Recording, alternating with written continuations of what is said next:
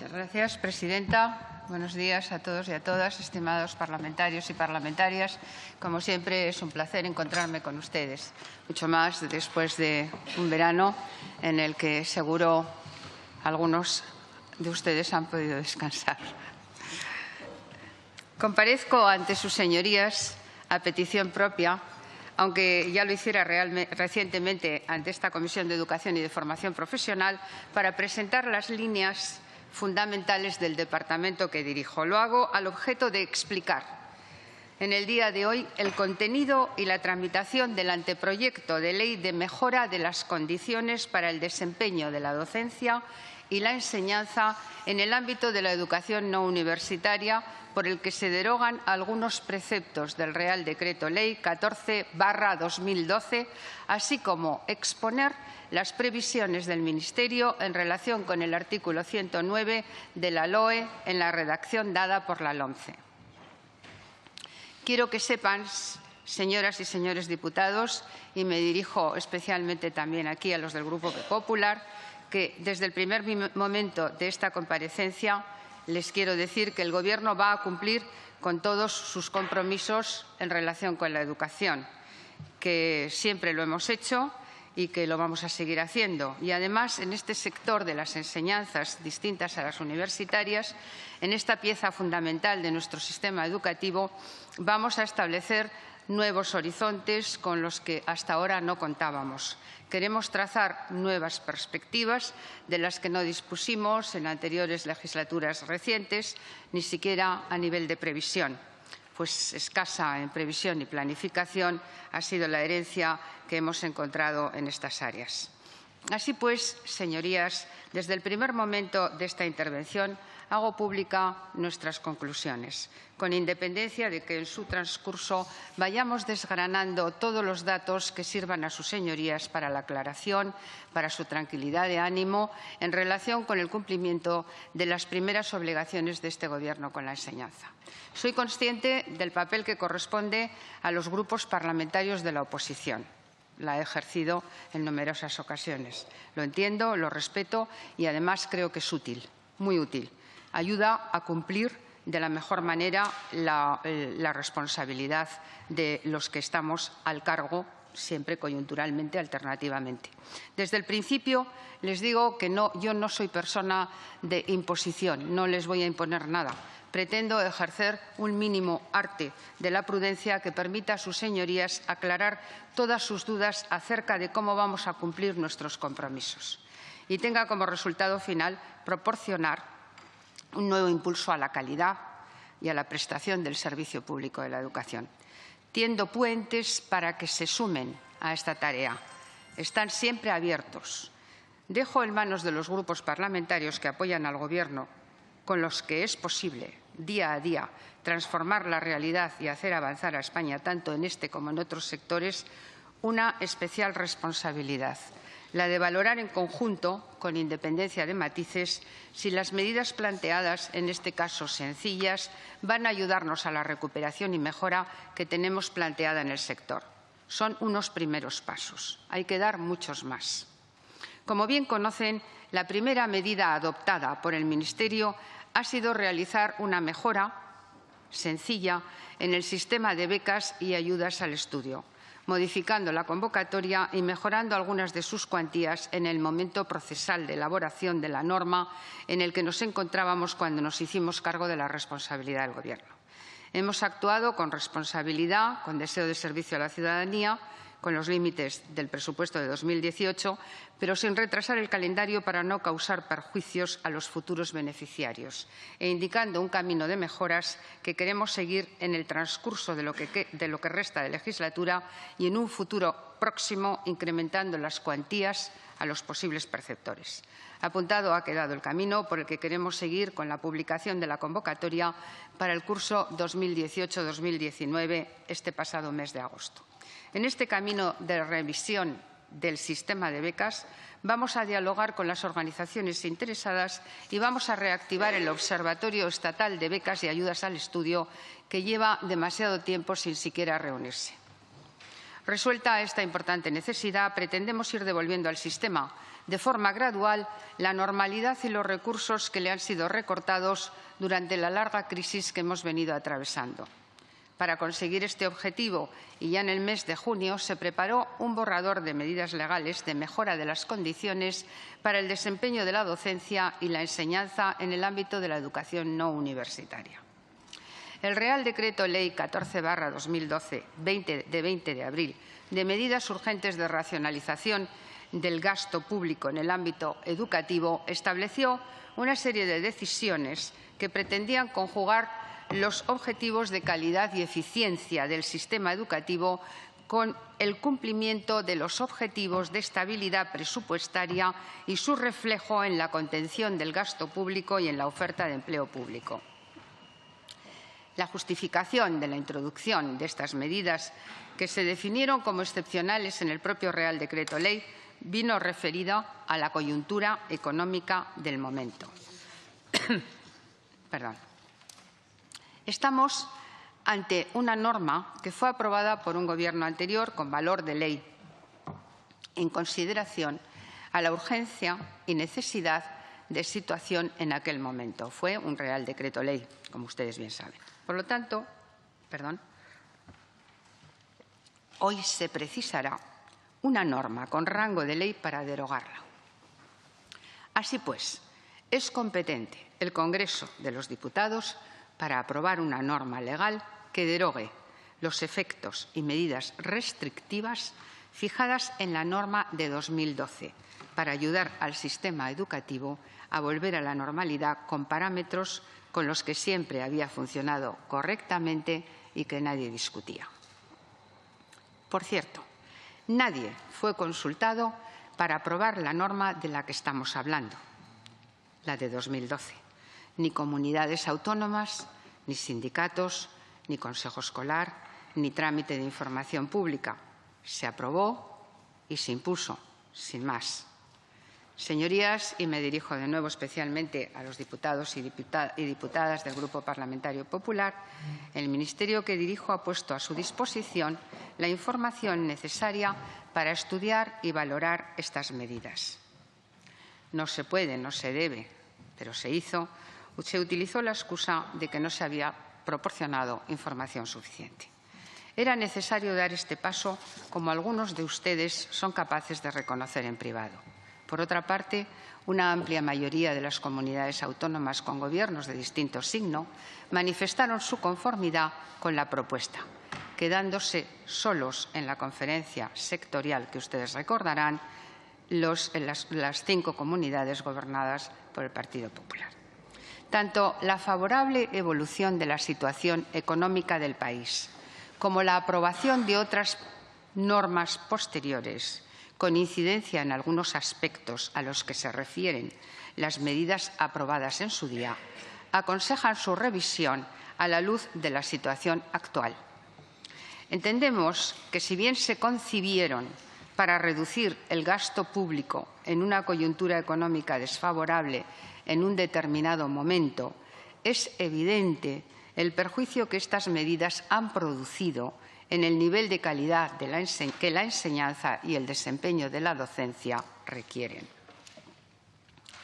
El Real Decreto Ley 14/2012 permite, en su artículo 2, la posibilidad de elevación hasta en un 20% de las ratios máximas de alumnos por aula establecidos en la LOE, cuando las leyes de presupuestos no autoricen la incorporación de personal de nuevo ingreso o se establezca una tasa de reposición de efectivos inferior al 50%.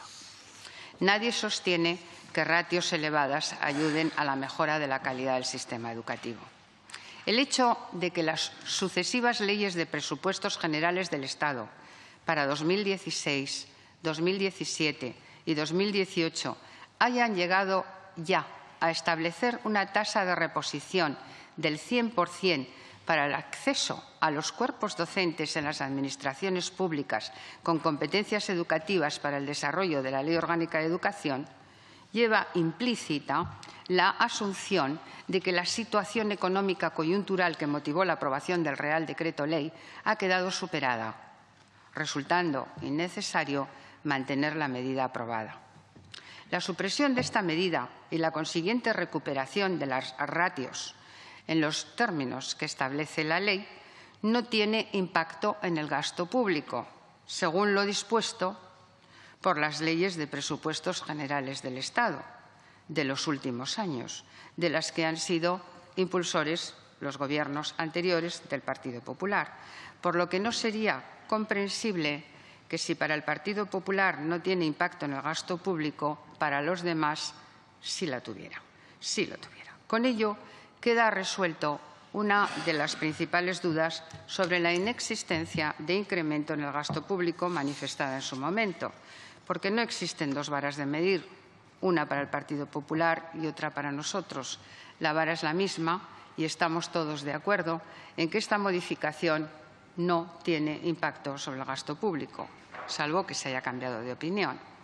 Por el contrario, el mantenimiento de esta medida sí tendría un alto impacto en la garantía de los estándares de calidad de la enseñanza, que se ven afectados por la elevación de alumnos por aula.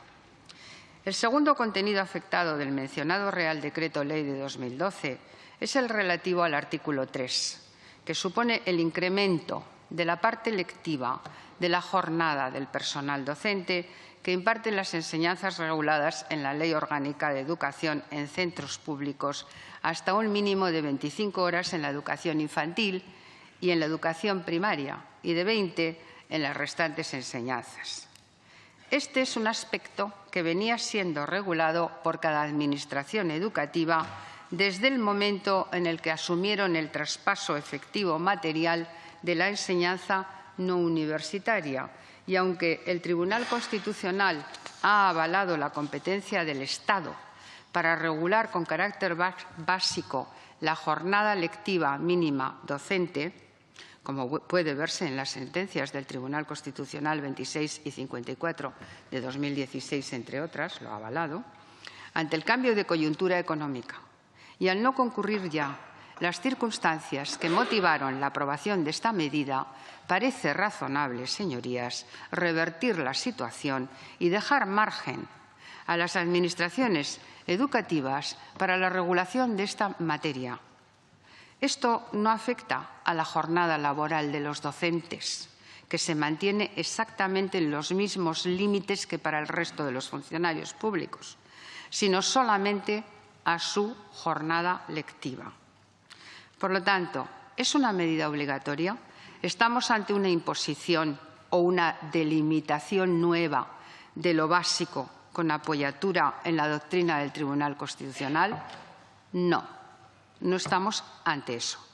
Cada administración educativa va a poder adoptar la decisión que considere más adecuada, de acuerdo con su autonomía y su autogobierno.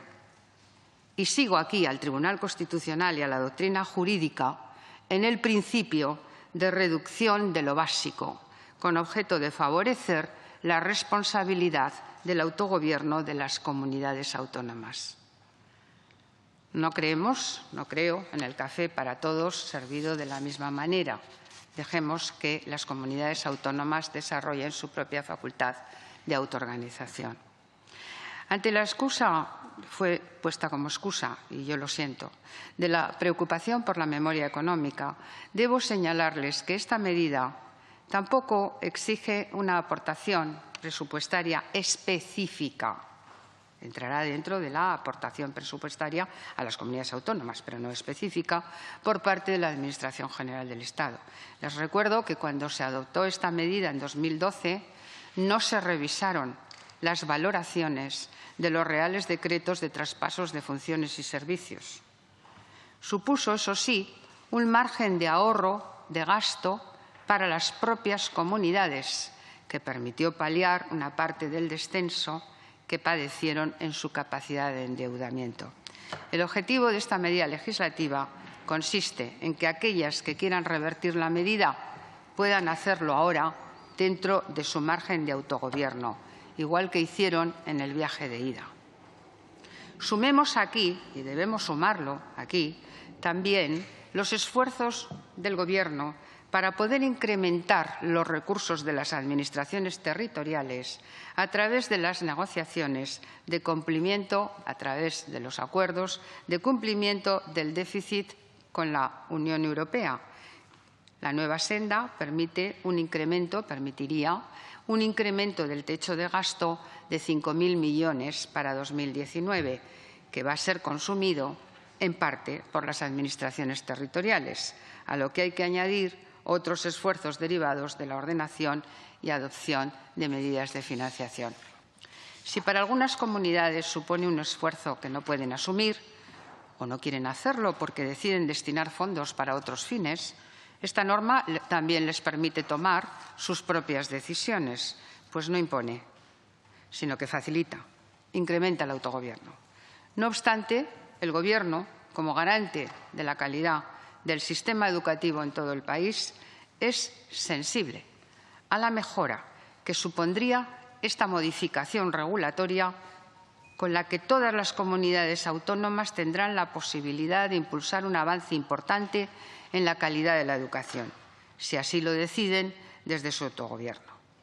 Y porque somos sensibles, porque es sensible, es por lo que el Gobierno mantiene abierto un cauce de diálogo permanente con las comunidades autónomas y las fuerzas parlamentarias con el fin de permitirnos a todos dar los pasos correctos de la manera más coordinada, siendo conscientes y respetuosos de su responsabilidad y competencia en esta materia.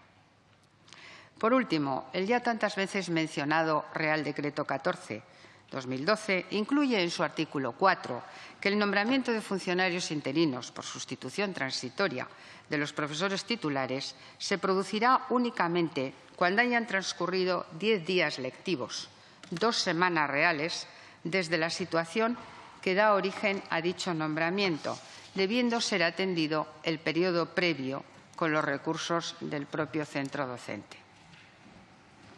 La disposición final de la Ley 48/2015 de Presupuestos Generales del Estado para 2016 establece unos supuestos en los que podrá procederse inmediatamente al nombramiento de funcionarios interinos por sustitución transitoria de los titulares en los siguientes casos.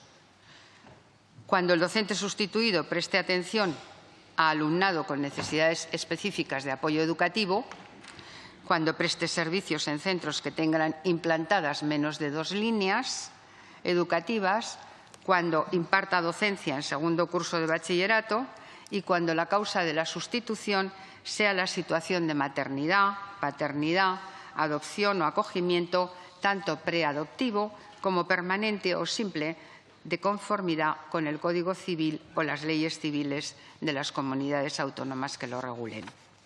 Aunque esta modificación alivió sustantivamente la situación de las administraciones educativas, la medida ha resultado especialmente gravosa y rígida para la organización de la actividad ordinaria de los centros docentes y, más allá de su hipotética contribución a la eficiencia de los recursos públicos y la consecución del objetivo de estabilidad presupuestaria, ha tenido repercusiones negativas en la eficacia organizativa de los centros docentes, así como en la calidad de la enseñanza y en la atención al alumnado.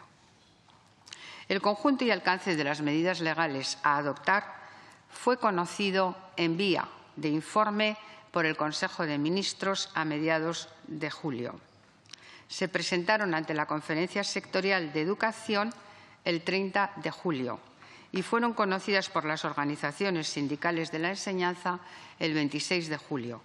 Han sido expuestas a trámite de consulta pública, según dispone la ley, para la elaboración de disposiciones de carácter general del 24 de julio al 7 de agosto, habiéndose recibido 462 aportaciones. El Consejo Escolar del Estado, de conformidad con su ley y reglamento, emitirá su informe preceptivo en las próximas fechas. Finalmente, se realizarán todos los informes y trámites de audiencia pública necesarios en la tramitación de una norma con rango de ley, antes de su aprobación por el Consejo de Ministros para su remisión y discusión por el Congreso. Estas medidas van acompañadas, tal y como se ha expuesto, de la preceptiva memoria de análisis de impacto normativo, que contiene un resumen ejecutivo con la oportunidad de la propuesta, su análisis jurídico, el informe de impactos competenciales, económico, presupuestario, de género, infancia, familia y otros. Comprende la oportunidad de la propuesta, el contenido, el análisis y la tramitación, entre otras consideraciones. Respecto a la aplicación de estas medidas legales, se permite la planificación por parte de las administraciones educativas al entrar en vigor para el curso 2019-2020, salvo en el caso de la relativa a las sustituciones, cuya vigencia podría ser considerada inmediata. Hablaré ahora, les quiero expresar ahora lo que es la segunda parte de mi comparecencia en relación al artículo 109.2 de la LOE modificado por la LOMCE y que hace referencia a la demanda social y la escuela concertada. El Grupo Parlamentario Popular ha pedido explicación en distintos foros sobre la idea apuntada en mi anterior comparecencia acerca de la modificación del artículo 109.2 de la LOE en su redacción por la LOMCE, en especial en lo relativo a retirar el requisito de la demanda social. Sobre este particular, he de advertir que esta exposición es solo un anticipo o anuncio de los trabajos de modificación de la mencionada norma para volver al pacto educativo.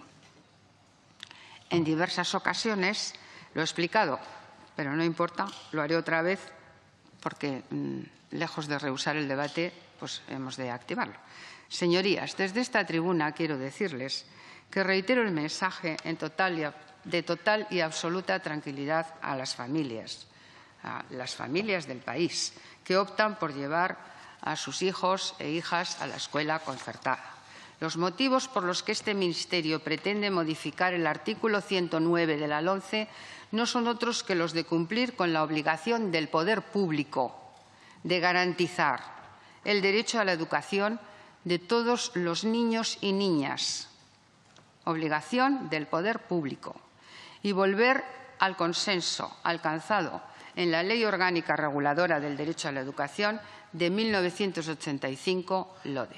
Cumplir con el mandato constitucional de garantizar el derecho de todos y todas a la educación mediante una programación general de la enseñanza con participación efectiva de todos los sectores afectados. Artículo 27.5 de la Constitución. Perdón.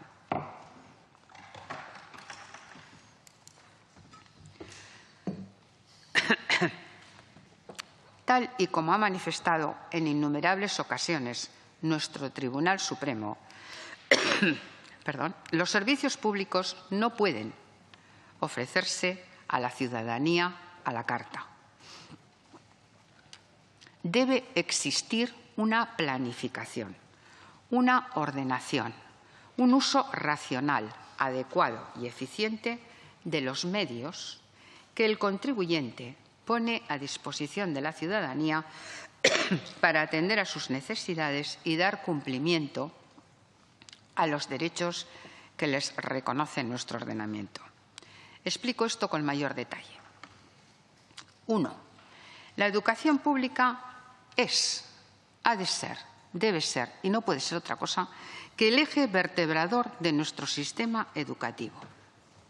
Porque si constitucionalmente la persona tiene el derecho a ser educada, y lo tiene, es un derecho fundamental, correlativamente el poder público tiene el deber insustituible de garantizar ese derecho. ¿Qué amenaza supone eso para la escuela concertada? Entendemos que no supone amenaza. Lo que sí significa es la obligación de los poderes públicos de un Estado social y democrático de garantizar la realización efectiva del derecho a la educación. El poder público debe garantizar ese derecho en todos los casos, también en aquellas zonas de nuestro país a las que la escuela concertada no llega y no tiene ninguna obligación de llegar. La escuela concertada no tiene esa obligación. El poder público sí. El poder público tiene esa obligación. Por eso, el artículo 109.2 de la Ley Orgánica de Educación, LOE de 2006, establecía la obligación de que los poderes públicos garantizasen la existencia de plazas públicas suficientes, especialmente en las zonas de nueva población. Una obligación que incomprensiblemente eliminó la LOMCE en la nueva redacción de aquel artículo. Dado que el Gobierno no propició un debate público ni político previo a la elaboración de la LOMCE y redujo al mínimo indispensable el debate parlamentario, aún estamos esperando alguna explicación convincente acerca de los motivos que llevaron a eliminar aquella disposición de la LOE que parece completamente lógica y constituye una garantía de primer orden del cumplimiento efectivo del derecho a la educación. ¿Cuál fue realmente la motivación de ese cambio? Pues no lo sabemos, no lo conocemos. Tanto a mí misma como a la ciudadanía española nos gustaría mucho conocerlo. No lo sabemos. Por otro lado, como decía anteriormente, con esta modificación estratégica se persigue volver al consenso que inspiró la LODE y que fue roto por la LOMCE. Las redes pública y privada de la enseñanza han de trabajar objetivamente. Y cuando hablamos de red concertada que cumple con sus deberes sociales y educativos. No estamos hablando de empresas pantalla, que también las ha habido. Hablamos de escuela concertada. Las redes pública y privada de la enseñanza han de trabajar objetivamente de manera coordinada para la persecución de los objetivos globales del sistema educativo. Esto es clave y es incuestionable. La coordinación de las redes y recursos implica planificación, una clara definición del mapa escolar, sin olvidar, como ya he dicho, que es tarea irrenunciable de los poderes públicos de un Estado social y democrático garantizar la realización efectiva del derecho a la educación. Asimismo, la coordinación implica respetar normas comunes en el acceso del alumnado a los centros, escolarización equilibrada del alumno que requieran especiales atenciones de apoyo. Y aquí, señorías, tenemos mucho camino para recorrer. Se trata, en última instancia, de que tanto la enseñanza pública como la concertada asuman su compromiso social con la educación con el fin de conseguir el bien común de la educación en el marco de la programación general de la enseñanza y de una escolarización sin exclusión social. Queremos escuelas inclusivas, sin exclusión social. Por tanto, les sugiero, no insistamos, procuremos no insistir de nuevo en este debate que a veces preocupa a las familias sin ningún tipo de fundamento. Las escuelas concertadas y las familias que optan por esa opción, y no toda la concertada es igual que no toda la pública es igual. Las escuelas, como digo, y las familias pueden estar tranquilas y las familias que opten por la escuela pública también han de estar muy tranquilas porque este Gobierno va a garantizar el derecho de todos y de todas a una educación equitativa, importantísimo esto para avanzar en calidad, inclusiva, de excelencia y, por tanto, como resultante de calidad. Así que este objetivo estratégico, que es el que representa este Gobierno, y seguro que coincide con el de ustedes, señores y señoras diputados, mi objetivo estratégico, como digo, como ministra de Educación y Formación Profesional, no es otro sino el de fortalecer, y voy concluyendo, y mejorar un sistema educativo del que toda la sociedad española se sienta a gusto, tranquila, orgullosa y que sea un estandarte de nuestro estado de bienestar, como herramienta distributiva de conocimiento, cultura e igualdad de oportunidades y que mejore el crecimiento económico del país. Esto es muy relevante, la educación. Esta tarea nos concierne a todos, a todas juntas, en corresponsabilidad y con lealtad institucional mutua. Debemos trabajar para modernizar un sistema educativo muy tocado, la verdad, por la crisis y los recortes. Para ello es mi intención, como he manifestado en el Congreso y en otros foros, iniciar un proceso de diálogo sincero, constructivo, y cuando digo diálogo, es diálogo, porque ¿qué es una ley? ¿Qué es un proyecto de ley? Más que un sistema de diálogo. Además de todos los diálogos que podamos abrir y que para ello yo ya me muestro completamente en disposición de poder hacerlo con todos ustedes.